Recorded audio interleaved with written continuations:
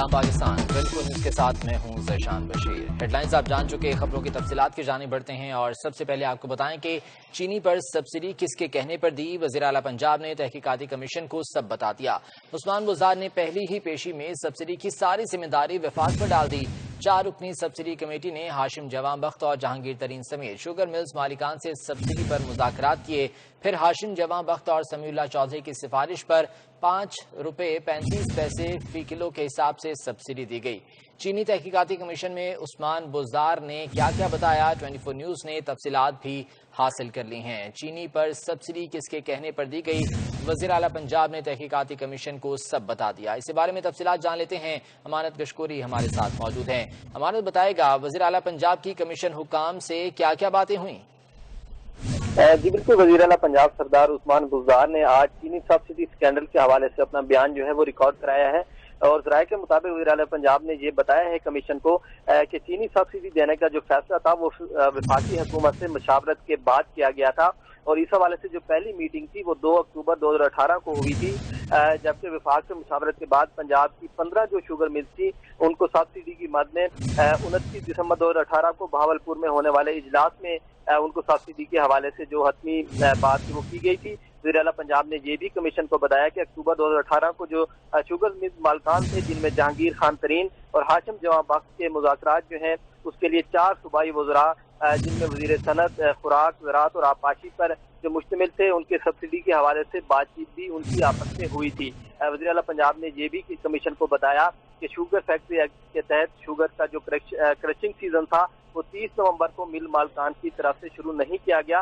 ताम काश्तकारों के एहतजाज पर हुकूमत पर दबाव बढ़ा, जिसकी वजह से वफाकी हुकूमत ने जल्द मिल मालिकान के जो मुतालबात हैं वो मानने का कहा। तो वज़ीर आला पंजाब ने ये भी बताया है कमीशन को कि 1 मिलियन टन शुगर जो है वो एक्सपोर्ट करने की इजाज़त मशरूत तौर पर दी गई कि सब्सिडी का तयन जो है वो सूबे खुद करेंगे और इसी के इजलास के बाद शुगर मिल मालिकान की तरफ से क्रशिंग का आगाज न होने पर सूबाई वजीर जो है वजीर खजाना हाशिम जवां बख्त और वजीर खुराक समीउल्लाह चौधरी ने इस सारी सूरत हाल पर काबीना और वजीर आला को भी ब्रीफिंग दी। ठीक है, अमानत गशकोरी साथ ही रहिएगा, इसी पर बात करेंगे। सीनियर एनालिस्ट, सीनियर सहाफ़ी नवीद चौधरी साहब हमारे साथ मौजूद हैं। नवीद साहब, बहुत शुक्रिया आपके वक्त का। उस्मान बुज़दार साहब की ये पहली पेशी थी और कमेटी के सामने, और उसमें उन्होंने तमाम तर जिम्मेदारी विफाक पर डाल दी है। कहते हैं कि मुज़ाकरात हुए थे सब्सिडी कमेटी के साथ और उसके बाद समीउल्लाह चौधरी की सिफारिश पर यह सब्सिडी दी गई थी। क्या कहेंगे इस हवाले से?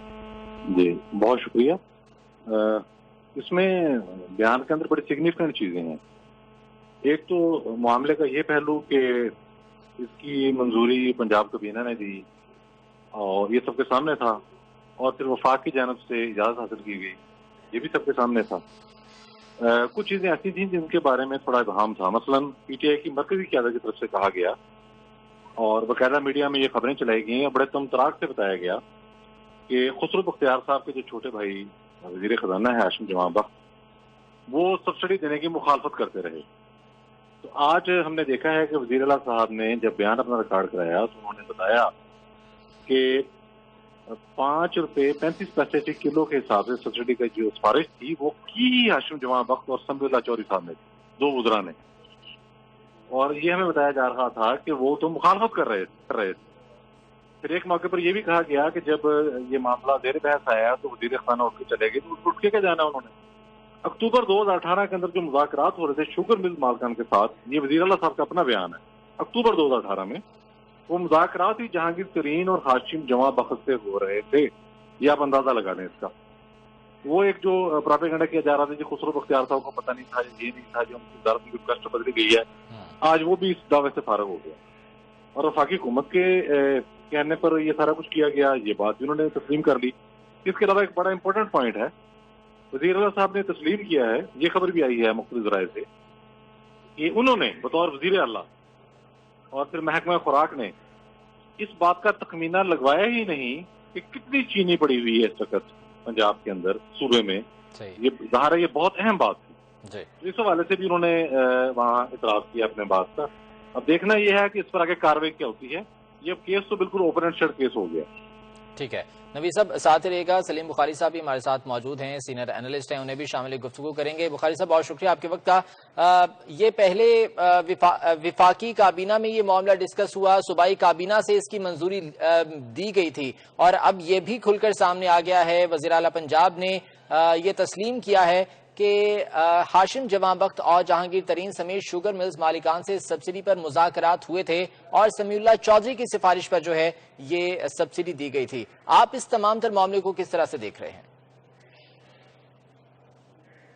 نے اس کی کافی تفصیل جو ہے وہ تو بیان کر دی ہے, اور جو مختلف ذرائع سے اطلاعات آ رہی ہیں اس کا بھی انہوں نے حوالہ دے دیا ہے.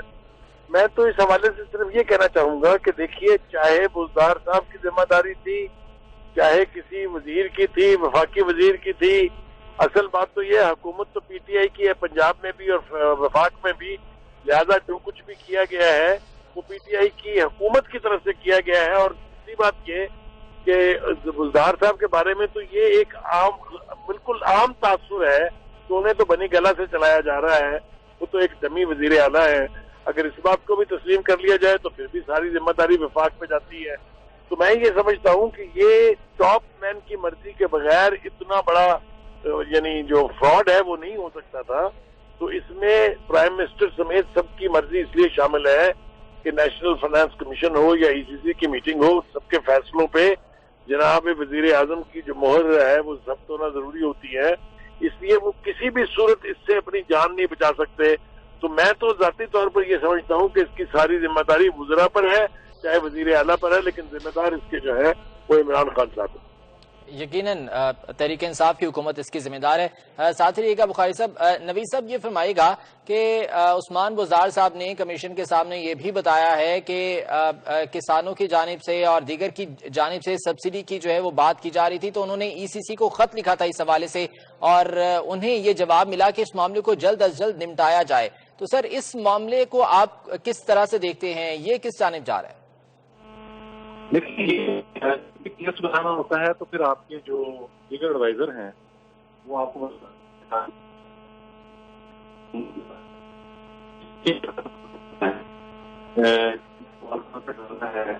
کسانوں پہ ڈالنا ہے. نبی صاحب میں قطع کلامی کے لیے معذرت چاہتا ہوں, آپ کی آواز ہم صحیح طور پر نہیں سن پا رہے ہیں, دوبارہ سے آپ سے رابطہ کرنے کی کوشش کرتے ہیں. سلیم بخاری صاحب یہی سوال میں آپ کے سامنے رکھوں گا, یہ جو خط لکھا گیا تھا ای سی سی کو اور اس کے بعد یہ جواب ملا کہ اس معاملے کو جلد از جلد نمٹایا جائے, سر اس حوالے سے کیا کہیں گے آپ؟ دیکھیے, اس کے رپورٹ میں جو تاخیر ہے 2-3-4 دفعہ دھلائی کے پروسیس سے گزر چکی ہے, ڈرائی کلین کرنے کی اس کو پوری کوشش کی گئی, لیکن اس کے باوجود بھی چونکہ اس میں الزامات نہیں ہیں, چارج شیٹ ہے, اس میں واضح طور پر یہ بتایا گیا ہے کہ کس وزیر نے کس مشیر نے کتنا کھایا, اس میں سبسڈی سے کس کو بینیفٹ ہوا ہے. لہذا اس کو ڈرائی کلین کرنے کی تمام کوششیں ناکام ہو چکی ہیں, اب اس کو ہش اپ کرنے کی کوشش کی جا رہی ہے. اور میں آپ کو یقین دلاتا ہوں اس کا کہ جس طرح کے نام اس کے اندر آ رہے ہیں, چاہے وہ جہانگیر ترین ہے, چاہے وہ خسرو بختیار ہے, چاہے وہ رزاق داؤد ہے, یا جو بھی ہیں, یا چیف منسٹر صاحب ہیں, ان کا افورڈ ہی نہیں کر سکتے پرائم منسٹر صاحب ان کے خلاف ایکشن انیشیٹ کرنے کا. نہ ان کو سزا ہوگی نہ جزا ہوگی, کوشش کی جائے گی کہ اس کو تاخیری حربے استعمال کر کے بالآخر اس کو ہش اپ کر دیا. صحیح. نوید صاحب میں چاہوں گا آپ اپنی بات پہلے مکمل کر لیں, اس کے بعد پھر ہم آگے بڑھتے ہیں. میری آواز آ رہی ہے آپ کو؟ جی جی آ رہی ہے آواز آ رہی ہے. اچھا جی, تھوڑا مسئلہ تھا ٹیکنیکل.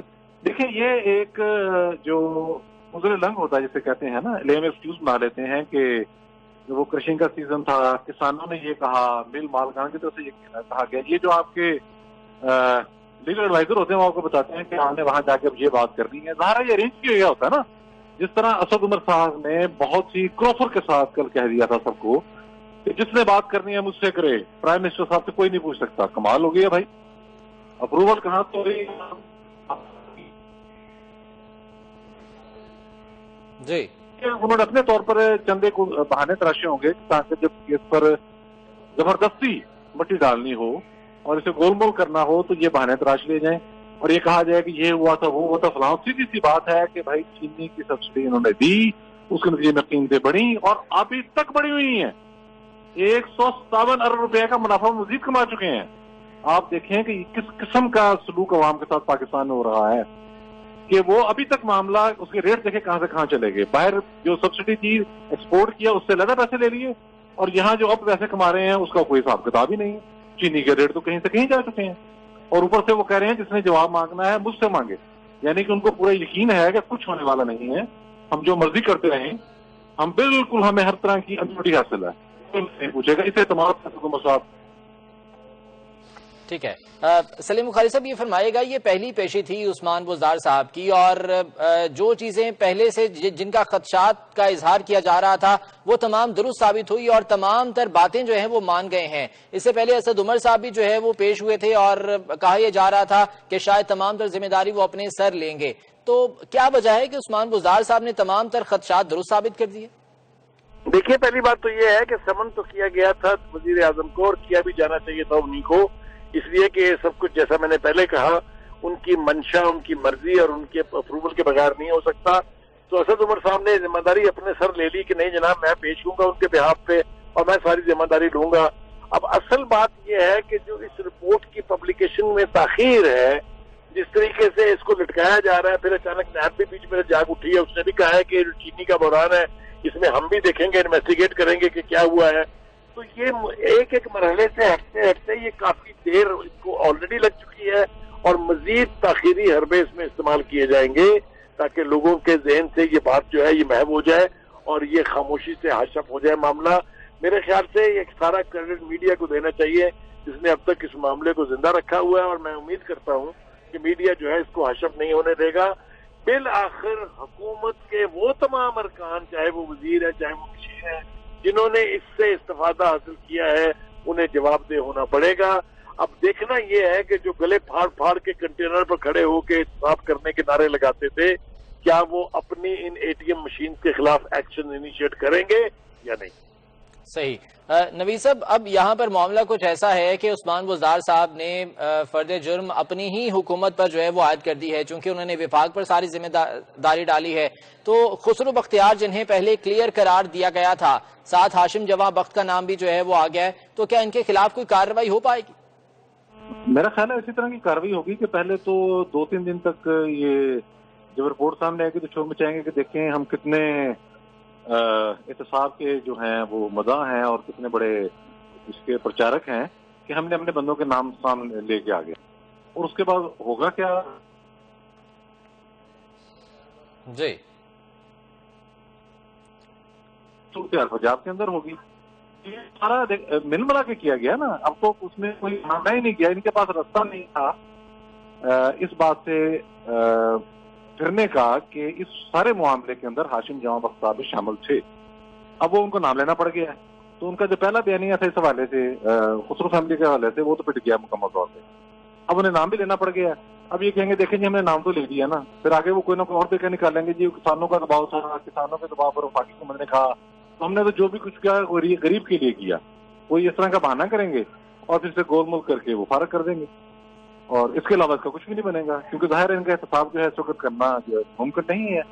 اس سے بڑا اسکینڈل تو وہ زمین والا آ گیا جو پاکستان نے منسوخ کی تھی, بزدار صاحب نے بحال کر دیا 800 ایکڑ زمین, اس کے حوالے سے تو کچھ ہی نہیں رہا. تو یہاں تو ایک سے بڑھ کر ایک معاملہ آ رہا ہے, تو اس کا بننا تو کچھ بھی نہیں. صحیح. بخاری صاحب, نام تو بہت سے سامنے آ رہے ہیں اور کافی جو ہے وہ بڑی شخصیات کے نام بھی آنے والے دنوں میں جو ہے وہ ہو سکتا ہے کہ مزید سامنے آئے. جب یہ رپورٹ مزید جب کھل کر سامنے آئے گی, اس کو پیش کیا جائے گا, تو کیا اس کے بعد کوئی ایکشن حکومت کی جانب سے ہو پائے گا؟ ہم دیکھ رہے ہیں. دیکھیے, میرے خیال سے یہ سب سے بڑا امتحان عمران خان صاحب کا اور ان کی حکومت کا یہی ہے کہ اب یہ جو ان کے اپنے اتنے بڑے سالورٹ کے نام آ رہے ہیں, ابھی تو آئی پی پی کا معاملہ کھلنا ہے, ابھی تو اس میں اربوں کی کرپشن ہے. تو یہ کیا جس طریقے سے جس شدت کے ساتھ یہ اپنے اپوزیشن کے لوگ جو ہے ان کو جیلوں میں ڈالا ہوا ہے بغیر کسی ریفرنس کے, بغیر کسی تحقیقات کے, بغیر کسی چارج شیٹ کے, تو اس کے مقابلے میں جب اب چارج شیٹ اسٹیبلشڈ ہے کہ ان لوگوں نے اتنا پیسہ اس میں کھایا ہے, تو کیا وہ ان کے خلاف ایکشن انیشیٹ کرنے جا رہے ہیں کہ نہیں, یہ ان کا سب سے بڑا امتحان ہے. لیکن جیسا میں نے کہا, مجھے نہیں لگتا کہ اپنی ان اے ٹی ایم مشین کے بارے میں وہ کوئی سخت گیر فیصلہ کرنے جا رہے ہیں. دیکھنا یہ ہے کہ اس ملک کی عدلیہ اب ان کو کیسے ان کا گھیراؤ کرتی ہے, کیونکہ ماضی میں ہم نے دیکھا کہ جہاں نیب ناکام ہوئی, جہاں ایف آئی اے ناکام ہوا, وہاں سپیریئر جوڈیشری جو ہے سپریم کورٹ ہے یا ہائی کورٹ ہے ہماری، انہوں نے سو موٹو ایکشن لے کے بھی لوگوں کو جیلوں میں بھیجا ہے۔ اب دیکھنا یہ ہے کہ اگر حکومت ناکام ہوتی ہے، اگر عمران خان صاحب اس سے اپنی جان بچاتے ہیں اپنے لوگوں کے خلاف ایکشن لینے کے لیے، تو کیا ہمارے ملک کی جو عدلیہ ہے، جو اعلیٰ عدلیہ ہے، کیا وہ اپنا کردار نبھائے گی کہ نہیں؟ کیونکہ جن نے مال کھایا ہے ان کو سزا تو ہر صورت ملنی چاہیے۔ یقیناً، چلیں دیکھتے آنے والے دنوں میں اس حوالے سے کیا کارروائی ہوتی ہے اور کیا ایکشن لیا جاتا ہے۔ بہت شکریہ آپ کے وقت کا، سلیم ہمارے ساتھ موجود تھے۔ نوید چودھری صاحب آپ کا بہت شکریہ، اور امانت کشکوری اس بارے میں آگاہ کر رہے تھے، آپ کا بھی بہت شکریہ۔ تو ہاشم جواں بخت اور اس کے ساتھ ساتھ خسرو بختیار کے نام جو ہے وہ سامنے آ رہے ہیں، اور عثمان بزدار نے اپنی پہلی ہی پیشی میں تمام تر ذمہ داری وفاق پر عائد کر دی ہے۔ یہ تمام تر صورتحال جو ہے وہ سامنے آئی ہے، جس کے بعد اب دیکھنا یہ ہے کہ کارروائی کیا ہونے جا رہی ہے اور حکومت اس پر کیا ایکشن لیتی ہے۔ خبروں کا سلسلہ آگے بڑھاتے ہیں اور آپ کو بتائیں کہ اسلام آباد کی ضلع انتظامیہ نے فیصل مسجد میں اعتکاف کی اجازت دینے کا فیصلہ کر لیا ہے۔ ڈپٹی کمشنر اسلام آباد کا کہنا ہے کہ صرف ان مساجد میں اعتکاف کی اجازت ہوگی جو کشادہ ہوں گی۔ جن مساجد میں SOPs کے تحت سماجی فاصلہ رکھنے کی گنجائش نہیں، وہاں اعتکاف کی اجازت نہیں ہوگی۔ دوسری جانب لاہور میں تحریک منہاج القرآن نے کرونا کے باعث 40 سال سے جاری شہر اعتکاف نہ بسانے کا فیصلہ کیا ہے۔ ڈاکٹر طاہر القادری نے منتظمین کو اس سال شہر اعتکاف کے انتظامات نہ کرنے اور فنڈز کو کرونا متاثرین پر خرچ کرنے کی ہدایت کی ہے۔ اسلام آباد کی ضلع انتظامیہ نے فیصل مسجد میں اعتکاف کی اجازت دینے کا فیصلہ کر لیا ہے۔ صرف ان مساجد میں اعتکاف کی اجازت ہوگی جو کشادہ ہوں گی۔ جن مساجد میں SOPs کے تحت سماجی فاصلہ رکھنے کی گنجائش نہیں، وہاں اعتکاف کی بھی اجازت نہیں ہوگی۔ پنجاب حکومت نے رمضان کے آخری عشرے اور یوم علی علیہ السلام کے موقع پر صوبے بھر میں ہر قسم کے جلوسوں پر پابندی عائد کر دی ہے۔ SOPs پر سختی سے عمل درآمد کرتے ہوئے امام بارگاہوں اور گھروں میں مجالس کی مشروط اجازت ہوگی۔ مجالس زیادہ سے زیادہ 1 گھنٹے تک جاری رکھی جا سکیں گی۔ امام بارگاہوں میں مجالس کا انعقاد صاف فرش پر کیا جائے گا، قالین نہیں بچھائے جائیں گے۔ مجالس کے آغاز اور اختتام پر ہجوم اکٹھا نہ ہو، مجالس صحن میں منعقد کی جائیں۔ بچے، 50 برس سے زیادہ عمر کے اور بیمار افراد مجلس میں نہ آئیں۔ شرکاء کے درمیان کم از کم 6 فٹ کا فاصلہ برقرار رکھا جائے۔ پنجاب حکومت نے رمضان کے آخری عشرے اور یوم علی علیہ السلام کے موقع پر صوبے بھر میں ہر قسم کے جلوسوں پر پابندی عائد کر دی ہے، تاہم مجالس کی مشروط اجازت دی گئی ہے۔ پنجاب میں حجام اور بیوٹی سیلونز کے SOPs جاری کر دیے گئے۔ Secretary primary and secondary health care کی جانب سے جاری نوٹیفیکیشن کے مطابق ایک وقت میں ایک گاہک کی حکمت عملی اپنائی جائے تاکہ دکان میں رش نہ ہو۔ نیا گاہک بٹھانے سے پہلے کرسی کو جراثیم کش محلول سے صاف کریں۔ کاغذی تولیے اور ڈسپوزیبل کنگھی کے استعمال کو ترجیح دی جائے۔ پنجاب میں حجام اور بیوٹی سیلونز کے SOPs جاری کر دیے گئے ہیں۔ Secretary primary and secondary health care کی جانب سے ایک نوٹیفیکیشن جاری ہوا ہے جس میں کہا گیا ہے کہ ایک وقت میں ایک گاہک کی حکمت عملی اپنائی جائے تاکہ دکان میں رش نہ ہو اور نیا گاہک بٹھانے سے پہلے کرسی کو جراثیم کش محلول سے صاف کیا جائے۔ لاک ڈاؤن کھولنے سے کرونا کا پھیلاؤ تیز ہو گیا۔ ایک دن میں 2255 کیسز رپورٹ ہوئے۔ پاکستان میں مریضوں کی تعداد 34,336 ہو گئی ہے۔ مزید 31 ہلاکتوں کے بعد مجموعی تعداد 737 ہو گئی۔ پنجاب میں کرونا کے 13,225، سندھ میں 12,610 کیسز ہیں۔ خیبر پختونخوا میں 5,021 اور بلوچستان میں 2,158 مریض ہیں۔ 8,812 افراد نے کرونا وائرس کو شکست دے کر صحت یابی حاصل کر لی۔ سندھ میں کورونا کو شکست دینے والوں نے ریکارڈ قائم کر دیا۔ ایک دن میں 606 مریض صحت یاب ہو گئے ہیں۔ لاک ڈاؤن میں نرمی کی گئی ہے جس کے بعد کرونا کا پھیلاؤ تیز ہو گیا ہے اور ایک ہی دن میں 2,255 کیسز رپورٹ ہوئے ہیں جس کے بعد پاکستان میں مریضوں کی کل تعداد 34,336 تک جا پہنچی ہے، جبکہ مزید 31 ہلاکتوں کے بعد ہلاکتوں کی مجموعی تعداد 737 ہو گئی ہے۔ پنجاب میں کرونا کے سب سے زیادہ مریض ہیں جہاں 13,225 مریض زیر علاج ہے۔ سندھ میں 12,610، خیبر پختونخوا میں 5,021 اور بلوچستان میں 2,158 مریض ہیں۔ اور لاہور کے بازاروں میں رنگ برنگی چوڑیوں کے سٹال سج گئے۔ چوڑیاں خریدنے خواتین ہی نہیں مرد حضرات بھی پہنچے۔ عفیفہ نصر اللہ کی رپورٹ دیکھیے۔ عید قریب آتے ہی لاہور کی مارکیٹوں میں چوڑیوں کی دکانیں بھی سج گئی. سجی رنگ برنگی چوڑیاں خواتین کی توجہ کھینچنے لگی. ہری، نیلی، پیلی، لال اور رنگا رنگ چوڑیاں ہر ورائٹی اور ہر طرز میں دستیاب ہے. مرد حضرات بھی اپنی خواتین کے لیے چوڑیوں کی خریداری کرنے جا پہنچے ہیں. عید کا موقع ہے اور عید کے موقع پہ اگر جو ہے وہ بیگم کے لیے چوڑیاں نہ خریدی جائیں تو پھر آپ سمجھیں کہ گھر میں جو ہے نا وہ سالن نہیں مل سکتا آپ کو. خواتین کا کہنا ہے کہ وہ بچوں کی فرمائش پر چوڑیاں خریدنے آئی ہیں. اب مہنگی ہوں یا سستی چوڑیاں تو خریدنی ہی پڑیں گی. ظاہری بات ہے بچوں نے تو کورونا کی وجہ سے باہر نہیں نکل رہے تو بچوں نے ضد کی ہوئی ہے. ظاہری بات ہے آنا تو ہے ہی ہے، چاہے کورونا ہے چاہے کچھ بھی ہے، بچوں نے تو عید کرنی ہے نا. اسٹارٹ کیا شاپنگ جو ہے اور ابھی 2 کرتے پسند کیے ہیں، چوڑیوں کی طرف جا رہے ہیں. لیکن حیرانگی اس بات کی بھی ہو رہی ہے، لیکن میں نے سوچا نہیں تھا اتنا رش ہوگا کورونا کی وجہ سے. دکانداروں کا کہنا ہے کہ چوڑیاں بیچنے کے لیے دیا گیا وقت بہت ہی کم ہے. شام کو جب کسٹمر نکلتا نا 4 بجے تو اس کے بعد فوراً بازار بند ہونے کا ٹائم ہو جاتا ہے. تو میں یہی اپیل کروں گا کہ ہمیں ٹائم تھوڑا زیادہ دیا جائے. دکانداروں کے مطابق چوڑیوں کی دکانوں پر اب پہلے سا رش نہیں ہے. پاکستان نے مقبوضہ جموں کشمیر میں بھارتی مظالم کی شدید مذمت کی ہے. ترجمان دفتر خارجہ کا کہنا ہے کہ دنیا کورونا سے دوچار ہے اور بھارت کشمیریوں کو ظلم و بربریت کا نشانہ بنا رہا ہے.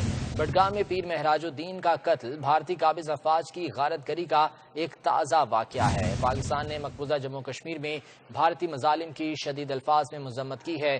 ترجمان دفتر خارجہ کی جانب سے بیان جاری کیا گیا جس میں کہا گیا ہے کہ دنیا کورونا سے دوچار ہے اور بھارت کشمیریوں کو ظلم و بربریت کا نشانہ بنا رہا ہے. بڈگام میں پیر مہراج الدین کا قتل بھارتی قابض افواج کی غارت گری کا تازہ واقعہ ہے.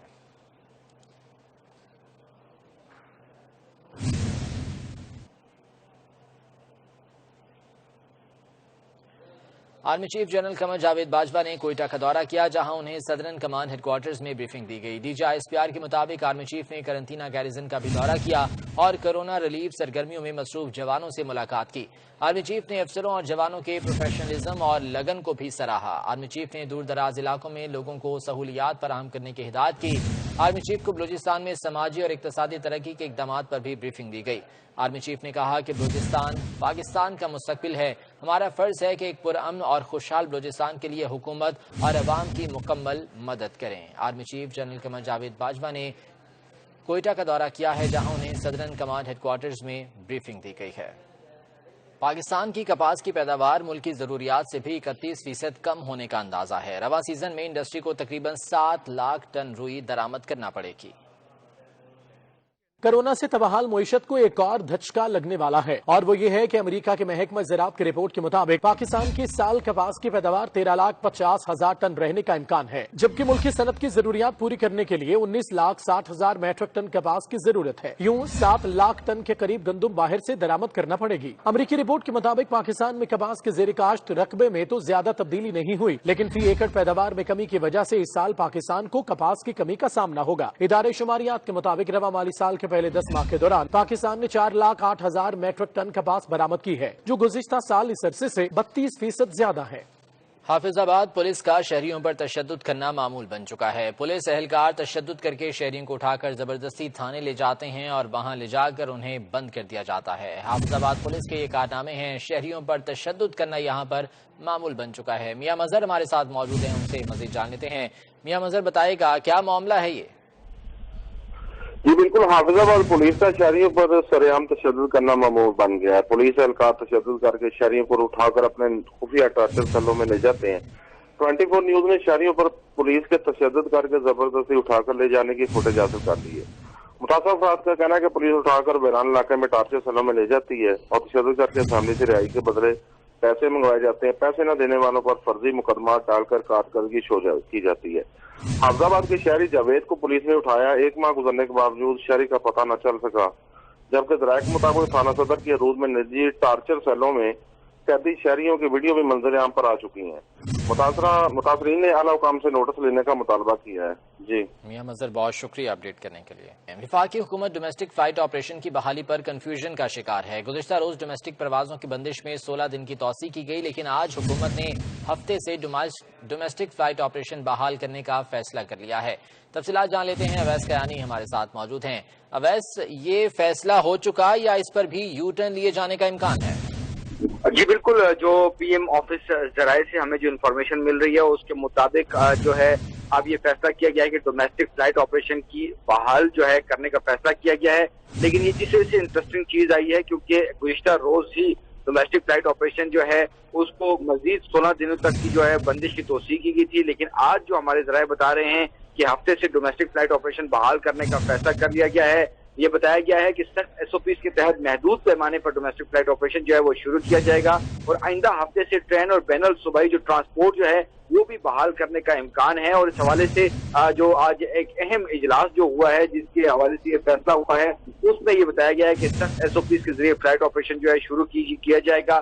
جو ذرائع ہمیں بتا رہے ہیں کہ یہ محدود پیمانے پر ڈومیسٹک فلائٹ آپریشن جو ہے وہ شروع کیا جائے گا. اس کے ساتھ جو آئندہ ہفتے سے ٹرین اور بین صوبائی جو ٹرانسپورٹ بحال کرنے کا بھی امکان ہے اور صوبائی حکومتوں سے مشاورت کے بعد ٹرین اور ٹرانسپورٹ سروس شروع کی جائے گی. تو یہ تمام تر چیزیں ہیں اور اب اس کے باقاعدہ طور پر جو ہے وہ آئندہ 24 گھنٹوں میں اس کا اعلان بھی کر دیا جائے گا اور یہ چیز جو ہے وہ سامنے آ جائے گی. لیکن بہت انٹرسٹنگ چیز جس طرح آپ خود بتا رہے تھے کہ کل جو خبر آئی تھی کہ 16 دنوں تک مزید جو ہے ڈومیسٹک پروازوں کی جو ہے بندش میں جو توسیع کی گئی تھی، لیکن آج جو فیصلہ کیا گیا ہے کہ لاک ڈاؤن میں نرمی کو مد نظر رکھتے ہوئے یہ فیصلہ لیا جا رہا ہے کہ ڈومیسٹک آپریشن جو ہے فلائٹ آپریشن وہ شروع کیا جائے. لیکن تمام تر ایس او پیز اور وہ جو دیگر جو چیزیں وہ بتا رہے ہیں کہ اس کے مطابق جو ہے یہ جو شروع کیا جانے کا امکان ہے اور یہ فیصلہ کیا گیا ہے. لیکن یہ بہت مشکل ہوگا کیونکہ جتنا بھی اس حوالے سے لاک ڈاؤن میں نرمی آ رہی ہے اور جو کیسز میں اضافہ آ رہا ہے، یہ تمام تر چیزیں دیکھتے ہوئے جو ہے یہ جو فیصلہ ہے یہ حکومت کا واقعی ایک یو ٹرن ہی نظر آ رہا ہے. کیونکہ 16 دنوں تک جو ہے یہ ان کی